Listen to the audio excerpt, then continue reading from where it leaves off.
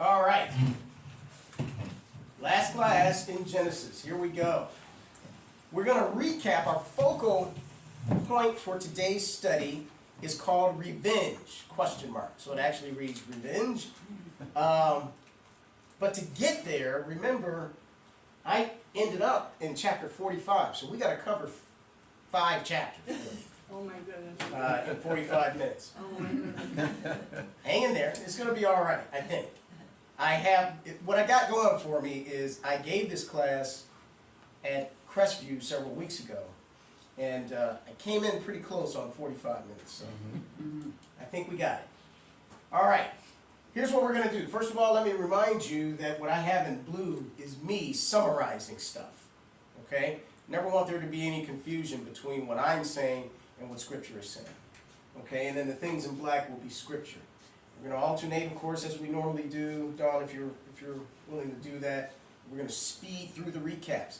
That doesn't mean you don't ask questions if you don't understand something, or you don't make a comment, right? We're going to move at a healthy clip, but if you want to stop at any time, please do so, all right? Lee, let me have you start off with chapter 45, verses 40. What is that? Probably verse, I don't know. That's all right. Just I'll read that. I'll do it regardless. Joseph is prime minister of Egypt, executing his plan. Now 9 years on, which is the 7 years of plenty and the 2 years of want or famine, to save the nation from famine. Keep going. Joseph reveals himself to and he reconciles with his brothers, no guilting, shaming, or rehashing past offenses, because Joseph now understands his role in God's providential plan to preserve Israel. Now, we've talked about this through trial and tribulation. Joseph has been falsely accused and all these different things, but those things, if you look at the series of events that took place in his life, it is that series of trials that bring him face to face with the Pharaoh of Egypt, the most powerful country in the known world at that time. And he ends up being the prime minister, second only to Pharaoh by the throne. And if you look at Joseph when he was a 17-year-old kid, when his story is introduced, you'd say, no way he ends up in this position. This is providence. And we'll talk about that a little bit later, but this is God's providence. Now, the brothers that sold him into slavery haven't seen him in over 20 years. But in chapter 45, verses 4 and 5 that Lee just read, we remember Joseph revealed himself after testing his brothers fairly severely to see if their hearts had changed. He reveals himself and they weep together and he says, go get your family and bring them up here and I will take care of them. So in fact, in addition to exercising his plan to save all of Egypt, he saves other nations too, including the house of Israel.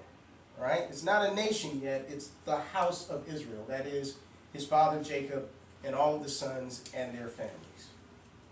Genesis 45, verses 7 and 8. Dawn, would you read that, please? And God sent me before you, my brothers, to preserve you for you a remnant on earth, and to keep alive for you many survivors.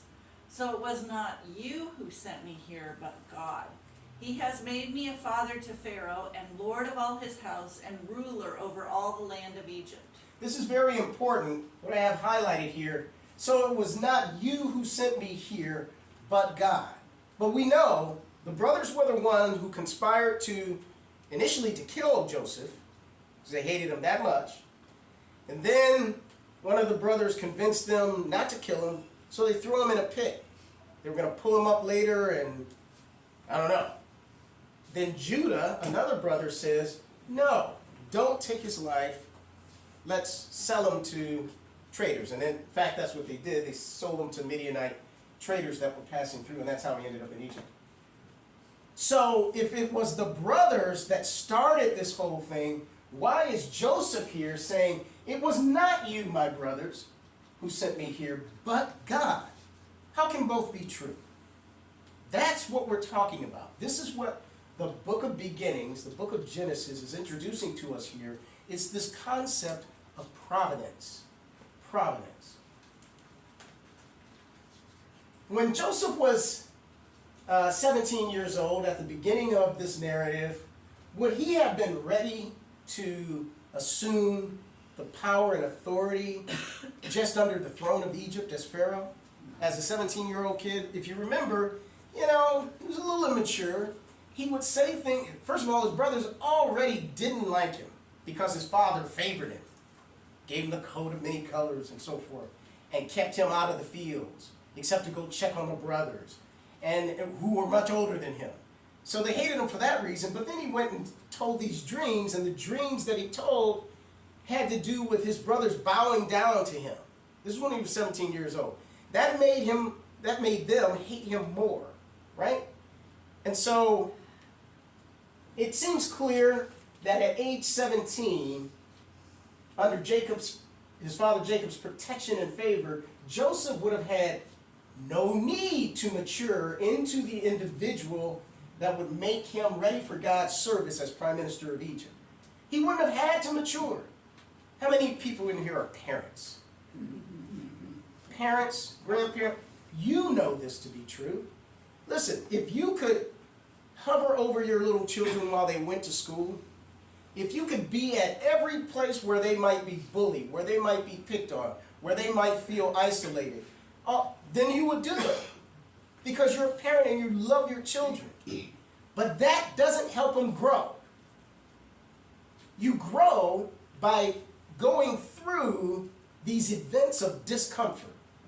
You grow by going through crises and coming out on the other side.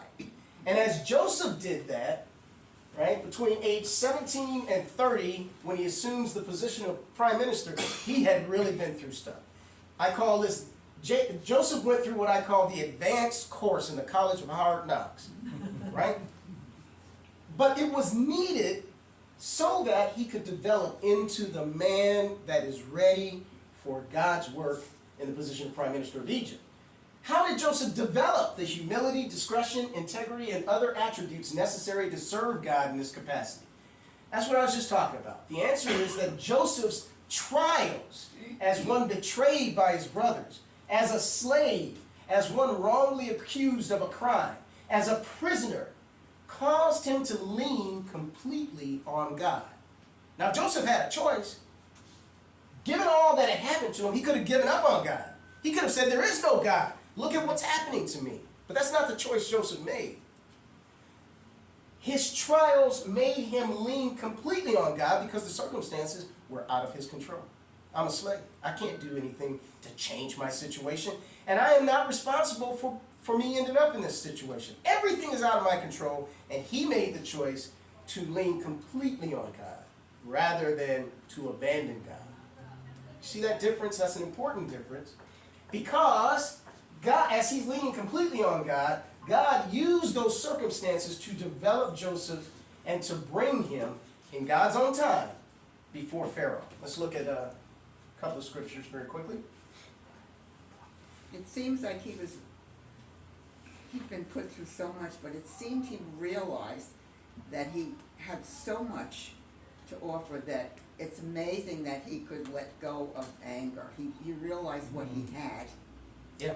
and what he had become, and he was willing to give up that anger. Yes. And I don't know that he was actually willing to do it other than it may have been the circumstances that forced him to do it. Mm. Because if you're a slave, there are no good days, Yeah. right? And you're angry probably all the time. In Joseph's case, he's angry at how he ended up here, my brothers. He's angry at his bosses. He's angry at everything, right? But he can't show that. You're a slave, right? You say the wrong thing or have the wrong expression, and it goes very bad. You have no good days, but days can go from bad to worse, right? And over time, he learns to kind of let go of that. Again, when circumstances are out of control, we all have a choice. We can step further away from God because we don't see him helping us. But that's the wrong choice. Mm. If we lean on God in those circumstances, well, let's look at, we'll look at it in a minute. There's a passage that's it. Yes, James 1, verses 2 through 4. Count it all joy, my brothers, when you meet trials of various kind, for you know that the testing of your faith produces steadfastness. Yeah. And let steadfastness have its full effect, so that you may be perfect and complete, lacking in nothing.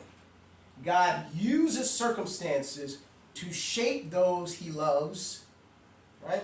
And to bring about an overall good. That doesn't mean every day is going to be good for you, but it means he's working all around you, weaving time and circumstances to bring about good.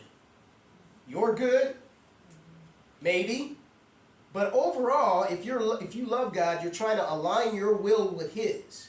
And whatever good comes out of your suffering, if your will is aligned with God's, then it's good for you as well. That's where we want to be, folks. At the end of the day, no matter how many slides I show you today, remember this. Where we want to be, I don't care how old you are, or what you do, or where you are, where you want to be spiritually is smack dab in the center of God's will. All of these providential occurrences, you can't see the whole plan. You're not the one weaving the tapestry of time. God is. But given what you know about God, what he's revealed to us about himself, our option and our duty as believers is to trust him and to stay as best we can right in the center of his will. And let him work out the rest of it. Shouldn't have done that. Like this way? I think when we look back in life, we see sometimes we may have been fired from some job and we thought, I didn't deserve that, I should Yes. have been promoted.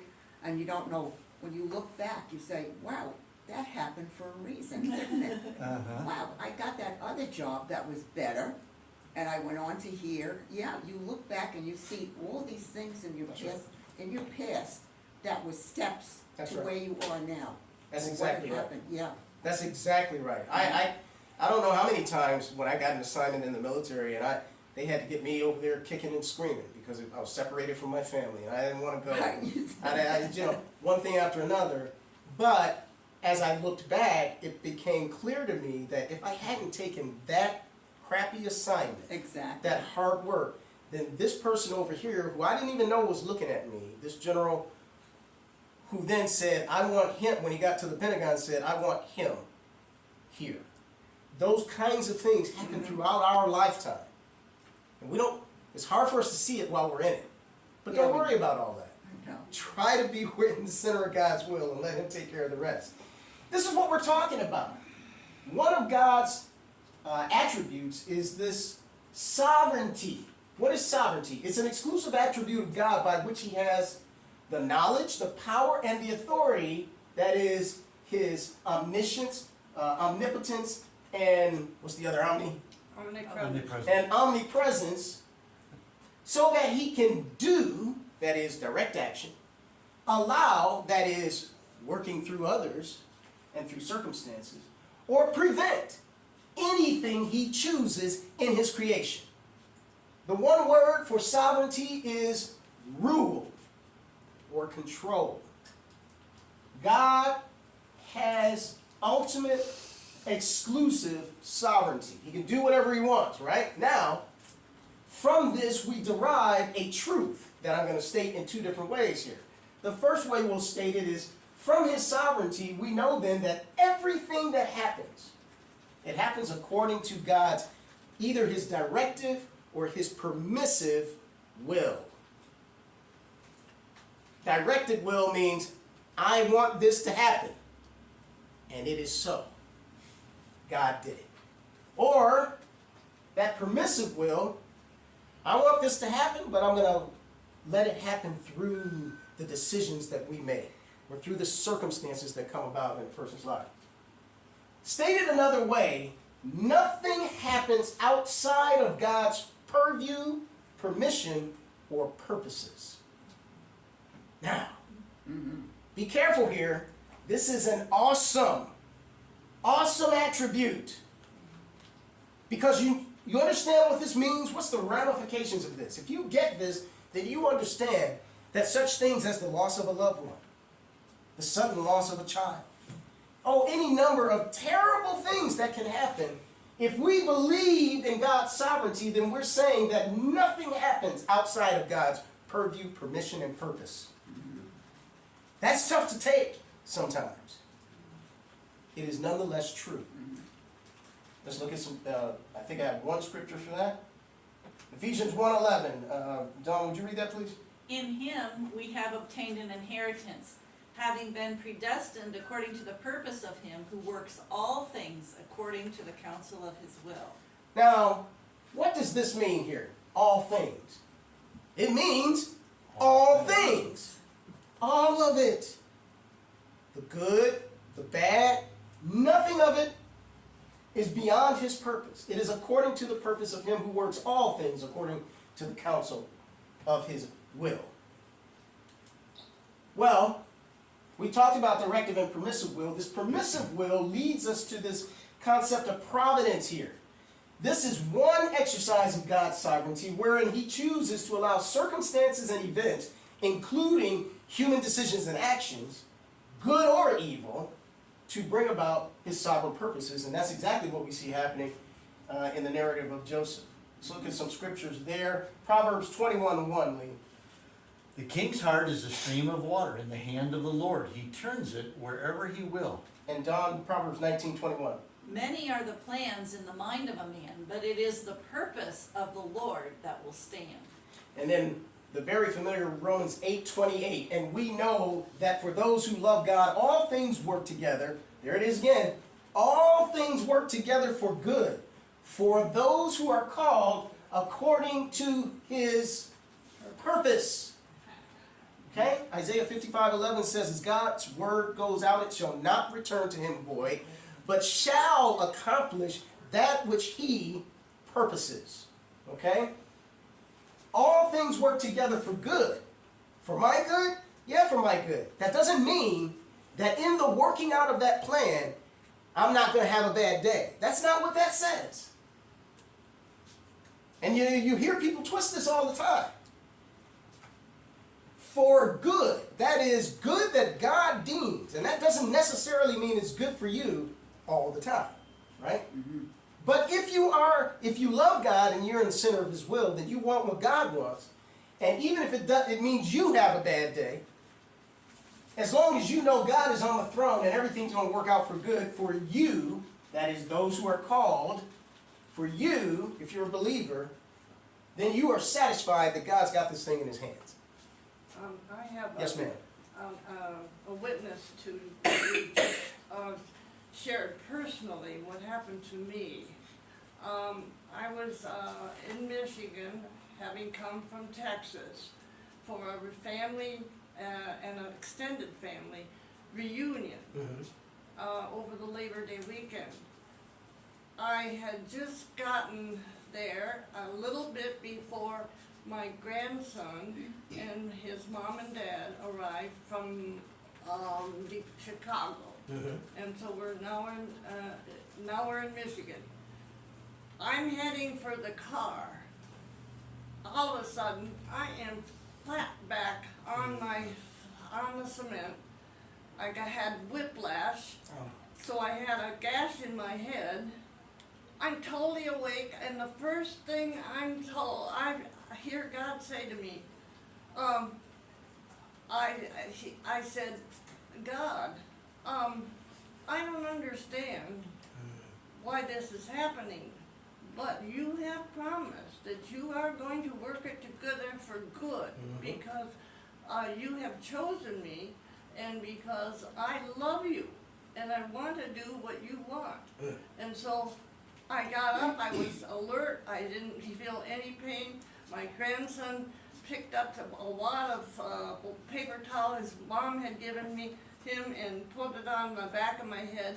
I get in the front seat of the car, he gets in the back seat, still holding and we were going, our son-in-law had come from the house to put the dog away, and so he's driving. And we're going to what we had planned to go to see Chuck, my husband, already in the emergency room for his problem. And so when we got there, first thing that the nurse saw us out there with my son-in-law looking for a wheelchair to put me in, she is very upset. She says, you should not have moved her. She's got a head injury. And we just, she knew that she just needed to take care of it. So she Yeah. finally got a wheelchair, and she's, taking me back to one of the examining rooms. As we're heading for the examining rooms, I said, hey, Chuck, I miss you so much, I decided to join you. And I was in the adjoining emergency room. Is that right? And I had a advocate for my husband through my niece, who was a nurse, so she came alongside my husband. Dawn, who was my ministering angel, was right there to be my advocate. Yes. Everything from that point, from before and after, as a result Yes. of what I had learned to trust God. To just trust. Totally. To trust. And that is exactly what we're talking about. That was not a good day for you. Or it certainly wasn't a good event, Yeah, right? right. But God's got it. He's got it. And we don't understand the why of it all the time, but if we could just accept that, right?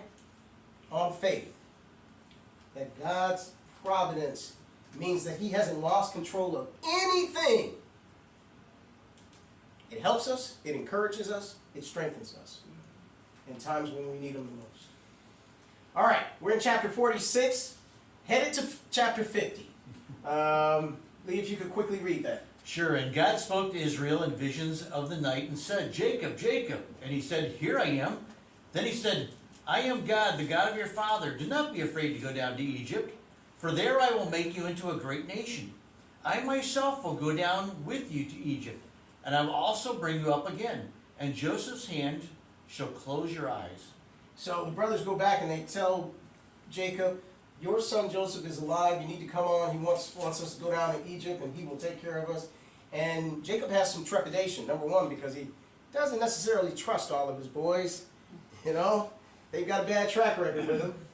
And number two, it's hard to pick up your whole family, your whole everything, and move it not just a little bit, but into another country.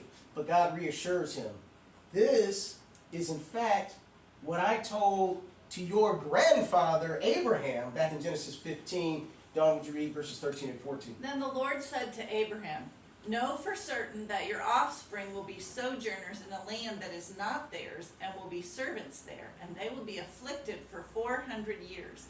But I will bring judgment on the nation that they serve, and afterward they shall come out with great possessions. And so God is telling Jacob here, hey, this is the first part of the fulfillment of this prophecy. You are the one who will go down into that foreign land. So don't be afraid. Head on down there. And he's already told his grandfather Abraham, you will be afflicted for 400 years. How is that a good thing? It's good because it's the way that God has chosen. So it's good by definition. Genesis 46 verses 26 and 27. The descendants of Israel now enter Egypt. All the persons belonging to Jacob who came into Egypt were his own descendants, not including Jacob's sons and wives, were 66 persons in all. And the sons of Joseph who were born to him in Egypt were 2. All the persons of the house of Jacob who came into Egypt were 70. What is the importance of this? Remember I told you, if you were with me when we went through the creation story, or if you were with me when we went through the Noah narrative of the flood and the ark, we have signs throughout the book of Origins, throughout Genesis, that help us to understand and demonstrate that Genesis is a book of history and prophecy, not a book of fantasy, not a book of fables. The creation account is an accurate historical account. The Noah account is an accurate historical account of the global flood. And we have throughout Genesis timelines, chronologies, family trees that show us that with all of these details like this, 66 persons went into Egypt, not counting Joseph who was already there and his sons from his Egyptian wife. These details help us to understand this is not a book of fables. These are not metaphors. These details tell us this is history. And if we get that through our head when we're talking to people, we can show how the reality of Genesis helps us to accept the reality of Jesus. So when you talk to somebody about the gospel and you say, all of your sins can be forgiven, all of them, and when you sin, you confess those sins and God wipes that slate clean again and again and again. That's not the way the world works, and so people are not going to believe that. But to help them believe it, we need to stop accepting that when people say Noah's flood, and the ark and so forth, that's a fairy tale. We need to stop accepting that people say that the creation account of Adam and Eve in the garden, all of that is just a metaphor for something else. No, that's not true. That's history. That's history. Joseph reunites with his father once his father and the whole family gets up to Egypt. That's what's described in chapter 46, verses 29 to 30. And of course, this is 22 years now when Joseph and Jacob meet. They hug. Joseph fell on his neck and wept. And Jacob, called Israel here, says to Joseph, "Now let me die, since I have seen your face, and I know that you are still alive." A glorious reunion of father and son. Chapter 47, verses 5 and 6, wherever you are. You got somebody read that, please. Then Pharaoh said to Joseph, "Your father and your brothers have come to you. The land of Egypt is before you. Settle your father and your brothers in the best of the land.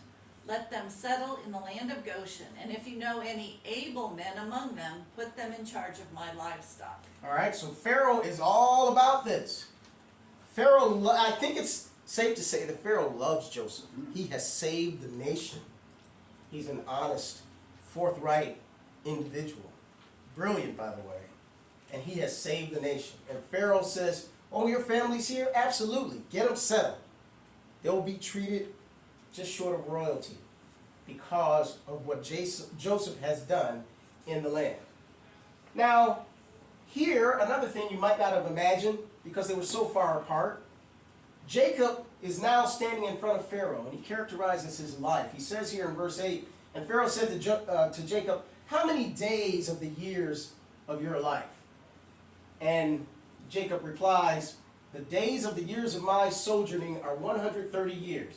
This, by the way, is how we can associate the age of Jacob with the age of Joseph. At this time, Joseph, who assumed the position of prime minister at age 30, is now 39 years old. 7 years of plenty, 2 years of famine. So we know at the time that Jacob is 130 years old, Joseph is 39. A 91-year difference. And we can trace that back now, and we can say what age Jacob was at when this thing happened, that thing happened, all right? So that's just an important thing for those of us who run those timelines. Here he characterizes his life as, "Few and evil have been the days of the years of my life." That is such a depressing testimony. But it's true. "And less than my fathers in their sojourning thus far." And Jacob blessed Pharaoh. Jacob blessed Pharaoh and went out from the presence of Pharaoh. Right? When we bless people, do we worry about, well, are you a Christian? Are you this? Are you that? Do you agree with me on this or that? No, don't be afraid to bless people. We are all priests in this church. And we should be able to bless people, that is, to offer them what we think they need on God's behalf. Right? Even if it is, open this person's eyes and let her see the reality of the gospel and let them respond to it. That's a blessing you can lay on anybody at any time. You have authority in Christ to bestow blessings on people. We ought to do that. Verses 27 and 28, "Thus Israel settled in the land of Egypt, in the land of Goshen, and they gained many possessions in it, and were fruitful and multiplied greatly. And Jacob lived in the land of Egypt 17 years. So the days of Jacob, the years of his life were 147 years. All right? Got there at 130. He dies at 147 years of age. Chapter 48, Jacob blesses Ephraim and Manasseh. Ephraim and Manasseh are the sons of Joseph. He had those sons by his wife Potipharah, whom Pharaoh gave to Joseph. Right? We covered that in the last session. And he had 2 sons. Now, Jacob is going to bless those sons before he dies. Lee, please. Sure. When Israel saw Joseph's sons, he said, "Whose are these?" Joseph said to his father, "These are my sons, whom God has given me here." And he said, "Bring them to me, please, that I may bless them." Now the eyes of Israel were dim with age, so he could not see. So Joseph brought them near him, and he kissed them and embraced them. He also adopted them. That's right.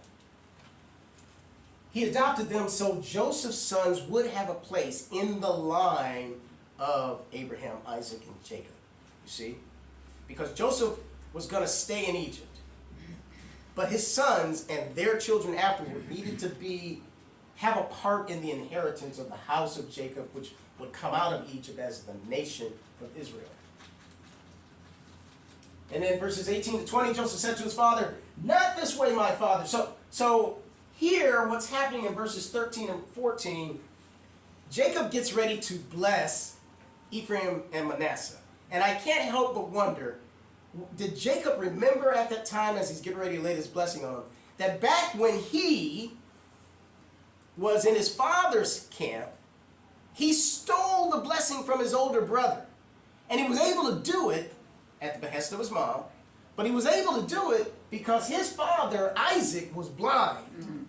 Now sits Jacob, sitting on the bed there, he's blind, and he's getting ready to bestow a blessing on Joseph's children. I just have to think that he thought about that. Well, Joseph lines up the 2 boys with the oldest on Jacob's right hand and the younger on Jacob's left hand, because that's the way the blessing's supposed to be. The bigger portion goes to the older child. So blind Jacob now crosses his hands and puts them on the head of the children, and Jacob gets upset. And he says to his father, "Not this way, my father, since the one is the firstborn, put your right hand on his head."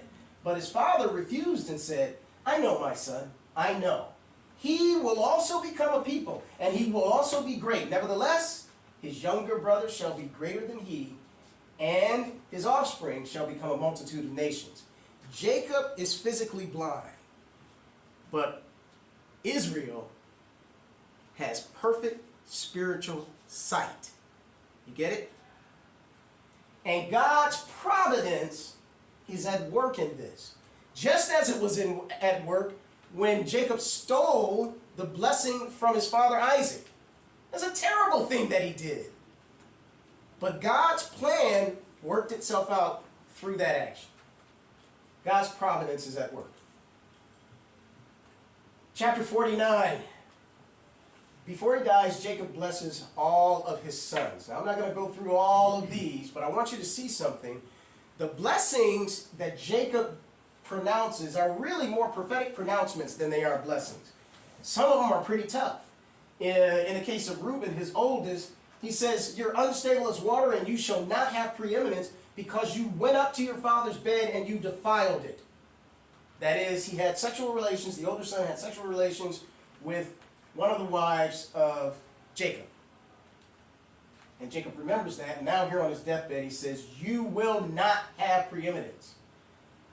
That's the blessing. It's more the prophetic pronouncement. Simon and Levi, same thing. In their anger they killed men at Shechem. You remember that? "Cursed be their anger, for it is fierce, and their wrath, for it is cruel. I will divide them in Jacob and scatter them in Israel." And then, as an example of a positive blessing, Judah. "The scepter shall not depart from Judah, nor the ruler's staff from between his feet, until tribute comes to him, and to him shall be the obedience of the peoples." This prophecy speaks of the line of Judah, all the way down through through David and all the way down to Jesus. All right? And then the rest of the sons are blessed there. You have the references there if you want to look at those and see how they all turned out. I will tell you this. Every prophetic pronouncement that Jacob made on his sons came to pass as the tribes of the united nation of Israel and then the divided nation of the northern kingdom of Israel and the southern kingdom of Judah. All of these things came to pass. He said of Joseph, the blessings of your father are mighty beyond the blessings of my parents.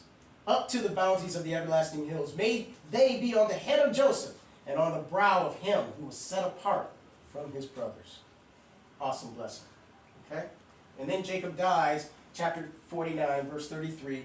When Jacob finished commanding his sons regarding his burial, he gave instructions for that with his fathers in Canaan. He drew up his feet into the bed and breathed his last and was gathered to his people. Jacob dies.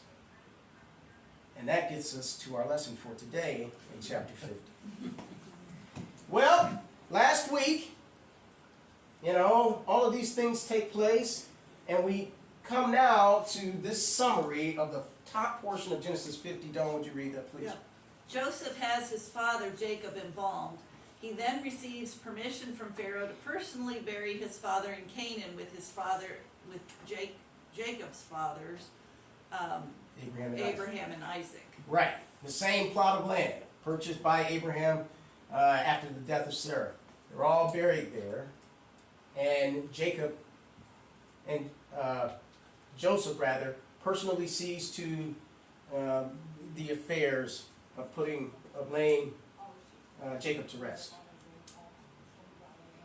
A large company of Egyptians and Hebrews are in the funeral party, and in Egypt, the nation officially mourned Jacob for 70 days, a mourning period surpassed only by the Pharaoh, which is evidence of the high esteem with which the Egyptians regarded Jacob because of Joseph. And then after the burial, Joseph and his brothers returned to Egypt. So, verses 15 to 18, Lee, read this, please. Sure. When Joseph's brothers saw that their father was dead, they said, "It may be that Joseph will hate us and pay us back for all the evil that we did to him." So they sent a message to Joseph saying, "Your father gave this command before he died. Say to Joseph, 'Please forgive the transgression of your brothers and their sin, because they did evil to you. And now please forgive the transgression of the servants of the God of your father.'" Joseph wept when they spoke to him. His brothers also came and fell down before him and said, "Behold, we are your servants." All right. When all of this happens, the whole house of Jacob has been in Egypt for 17 years, and they've been treated well.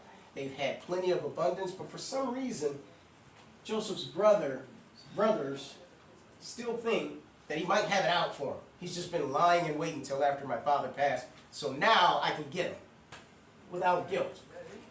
What's happening here? Good morning. How are you? Good morning. We're doing Bible study. Would you like to join Bible us? study. Yes, ma'am. Thank you. Please have a seat. Thank you. You're very welcome. We are studying Genesis. We are in the very last chapter of Genesis. And this is our last session in Genesis, so you're coming in at a good time. Next week we will start a 6-month study of the book of Acts. We're wrapping up the narrative of Joseph. Joseph, who is now the prime minister of Egypt, and his brothers and his father were living with him for 17 years. Now his father Jacob has died. And the brothers still think, after 17 years of living there in Goshen in Egypt and being treated very well, that Joseph might have it in for him. Why do they think that? Here's my thoughts. The brothers are ascribing to Joseph the feelings they would have if they were in Joseph's place. You see, what we have here is a contrast of world views. The view of the world, represented by the brothers, is something called transactional fellowship. That means I will be good to you because you're good to me, and the minute you stop being good to me, I won't be good to you. All right? It's like a contract. We engage in a business contract. This is what I'll do for you, this is what you do for me, and if you don't do that, then we have no relationship. You You see? That is the worldview, tit for tat. And so in this case, the brothers did evil to Joseph. And so they fully expect that at some point, Joseph's going to do evil to them. That's their worldview.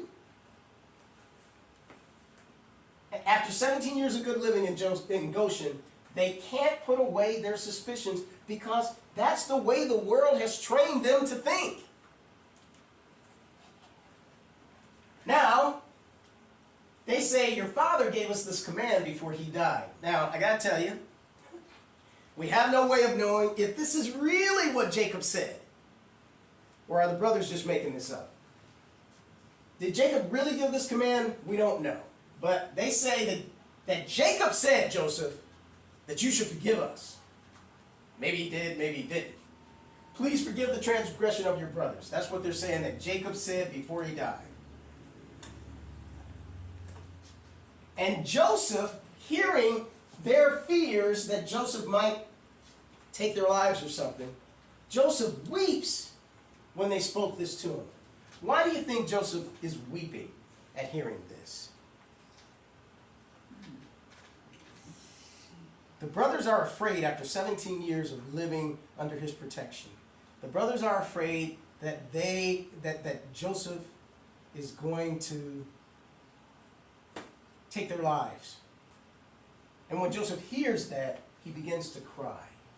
What makes Joseph cry over this? Because they didn't understand that because Joseph had acted the way he did, that they should have understood that they're forgiven. They are forgiven. They can't believe that they're forgiven. They can't believe that Joseph has truly forgiven them. Perhaps Joseph is grieved because he didn't expect that after living for so long under his protection, the brothers still didn't believe that he had truly forgiven them. He hit the nail on the head. What about us? And what about those whom we forgive? In other words, listen, most of the people we talk to about God are fellow believers. That's pretty easy. But if you ever find yourself talking to someone who's not a believer, and you're conveying the gospel to them, know this: they are listening to you with a worldly perspective. And that perspective says, this deal is too good to be true. I can be forgiven for all my sins. This is a fairy tale. Why? Because the world has taught them not to believe that.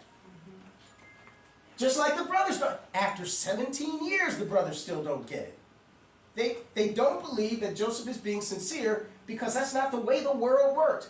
And they're right. That isn't the way the world works. That's a divine perspective, not a worldly perspective. And it's like the serpent deceiving Eve and Adam. That's right. That's exactly right. The lie that is perpetuated, that proliferates around the world over and over again, is you get out of this life what you put into it, and nothing more. Keep your friends close and your enemies closer. Don't get mad, get even. That's the world philosophy. So when I tell somebody who's not a believer that all of that can be wiped clean, you're like, you're kidding me. What's your angle? See? And it takes time to change a worldview like that. 17 years in the case of the brothers. But Joseph said to them, do not fear, for am I in the place of God? As for you, you meant evil against me, but God meant it for good, to bring it about that many people should be kept alive as they are today. So do not fear. I will provide for you and your little ones. Thus he comforted them and spoke kindly to them. So this is Joseph's response. The brother, now, don't miss this. Do not fear, for am I in the place of God? This is Joseph speaking. What he's saying there is, hey, the evil that you guys meant for me, God's going to deal with you all on that. Oh, you'll be held to account, as will all of us. If you're a believer, you will stand before the judgment seat of Christ and answer for everything that you did while you were a believer. Now, that doesn't mean you lose your salvation. No. What's at stake for the believer is loss of reward. But if you're not a believer, there's another judgment called the white throne judgment for you. And you will, those folks who go to the white throne judgment, it will be proven through their deeds and through their thinking and all of those things, through their life, the pattern of their life, that they are asking to be separated from God. And God gives them what they ask for. So everybody will be held to account, but that's God's purview. Joseph is saying, that's not for me to judge. As for you, you meant evil against me, but God meant it for good, to bring it about that many people should be kept alive as they are today. Once again, we see God's providence in effect. He used the brothers' evil actions to bring about his sovereign purposes for Joseph to be the savior to the house of Jacob. Joseph has been genuine in his forgiveness for 17 years. His faith in God is manifest in a relational fellowship. So there's transactional fellowship. You give me something, I give you something. And if you stop reciprocating, then the relationship's over. That's the world's thinking, transactional relationships. What we should be involved in is relational fellowship. That is, because you're my brother, Lee, we might fall out, but we're still brothers. And I still love you. And even while we're arguing, if you pick up the phone and call me and say you need help, I'm coming. It's not about you paying me back. It's about the relationship. You see that? Husbands and wives are a good example. It's about the relationship. That's the divine perspective. Finally, verses 22 to 26. Don, would you read that, please? So Joseph remained in Egypt, he and his father's house.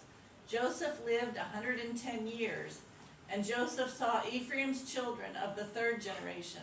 The children also of Machir, the son of Manasseh, were counted as Joseph's own. And Joseph said to his brothers, I am about to die, but God will visit you and bring you up out of this land to the land that he swore to Abraham, to Isaac, and to Jacob. Then Joseph made the sons of Israel swear, saying, God will surely visit you, and you shall carry up my bones from here. So Joseph died being 110 years old. They embalmed him and put him in a coffin in Egypt. And many, many years later, 430 years later, Moses will carry the bones of Joseph back to Canaan. He will return to Canaan. And all of that is happening by faith. Joseph is mentioned in Hebrews 11, which is what we call the Hall of Fame of faith. Out of all the things in Joseph's life, what's mentioned about him in Hebrews 11 is that he had faith to give instructions to take me back to Canaan. He knew that he would die prior to that, but he had faith in God's plan that the people would come out of Egypt, a great nation, and they would go to Canaan. And that's exactly what Moses did. They took out the bones, the coffin, the remains of Jacob, and laid them to rest in Canaan. And as they were wandering in the desert, they were carrying Joseph's bones. When they finally got into Canaan, they laid him to rest. All of that by faith. All right, so I wanted to give you this, and did we get those changed? Yep. All right, so we do have a handout. The study of Jacob reveals a number of parallels to Christ. This is typology, and we've been talking about that throughout the book of Genesis.